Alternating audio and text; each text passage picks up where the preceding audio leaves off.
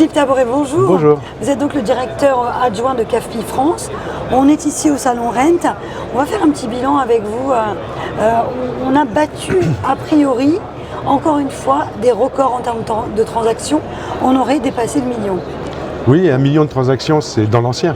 Dans l'ancien. Dans l'ancien. C'est ce qui va être le score largement dépassé, donc un nouveau record absolu sur le marché français. Avec des taux historiquement bas. Donc des taux historiquement bas qui ont participé à ce résultat. Et par contre, un marché du neuf qui est plutôt en déclin, avec des constructions nouvelles, donc des transactions dans le neuf qui sont encore en dégradation par rapport aux années précédentes. Est-ce que c'est une bonne nouvelle d'avoir les taux historiquement bas? Alors oui, on a l'impression que oui, pour le client. Oui, bien évidemment, puisqu'on libère grâce à cela du pouvoir d'achat aux acheteurs, aux emprunteurs, qui peuvent se permettre de réaliser des projets qui, dans d'autres situations, des taux plus chers par exemple, ne pourraient pas faire. Il n'y a pas que les taux bas, il y a aussi l'allongement des durées d'emprunt et la possibilité de financer jusqu'à 100 voire 110% de l'opération. Tous ces éléments font que, effectivement, on a réalisé ce record de transactions grâce à des financements aidés et que aujourd'hui, on est dans une situation où cette abondance ne profite pas au marché directement, si ce n'est qu'il est actif, mais à la hausse des prix essentiellement. Oui, parce que c'est très cher aujourd'hui d'acheter. Oui, c'est très cher d'acheter. Les prix sont très hauts. Parce qu'on a toujours plusieurs acheteurs pour un bien vendu ou plusieurs locataires pour un bien loué. Et est-ce qu'on ne doit pas craindre finalement, Philippe, dans quelques années, l'effondrement de ce marché?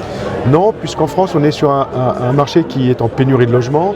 Pénurie de logements veut dire qu'il manque dans les estimations 1 million de logements pour loger correctement tout le monde en France. Et chaque année, il faudrait construire plus de 500 000 logements pour la croissance démographique, pour le vieillissement de la population, pour l'immigration.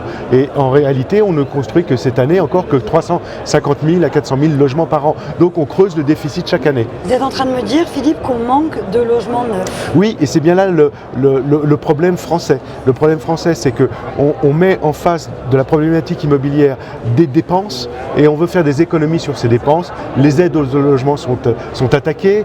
On vient de subir un rapport du HCSF, le Haut Comité de services financiers, qui prétend qu'on fait trop de crédits et qu'on prend du risque en endettement, ce qui est totalement faux. Pourquoi les Français s'endettent trop? Non. Non, absolument pas, c'est faux. En tout cas, le diagnostic est bon. Oui, il y a beaucoup de crédits. Oui, on allonge les endettements, etc. Mais sur des taux bas, les gens sont malins, ils empruntent, les taux ne sont pas chers. Bien évidemment, ils ont raison de le faire. Mais c'est surtout, ce qu'ils ne perçoivent pas, c'est que c'est une solution pour se loger. Et parce qu'on a besoin de se loger, c'est un besoin primaire.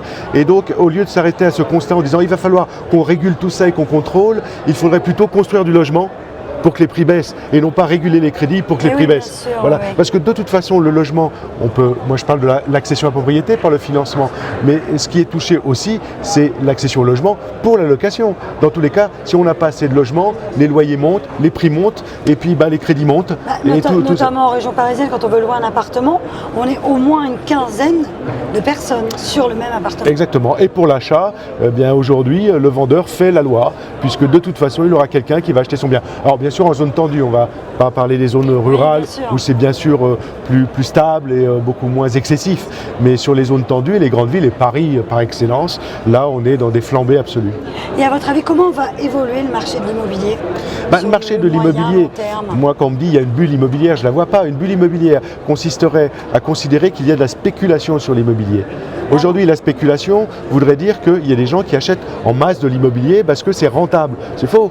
Aujourd'hui, 85% du parc immobilier français est détenu par des propriétaires comme vous et moi qui habitons dedans. C'est pas parce que les prix montent ou baissent qu'on veut revendre. C'est parce qu'on veut changer de lieu d'habitation, parce que la famille s'agrandit. Voilà. Exactement. Et c'est pour ces raisons qu'on change. Et donc, en définitive, il n'y a pas de raison que les prix s'effondrent, compte tenu qu'il n'y aura pas un retour en masse sur le marché de biens immobiliers. Puisqu'en face, on aura toujours beaucoup plus d'acheteurs, en tout cas d'utilisateurs, acheteurs ou locataires, que de biens à proposer. Merci beaucoup, excellente journée, merci.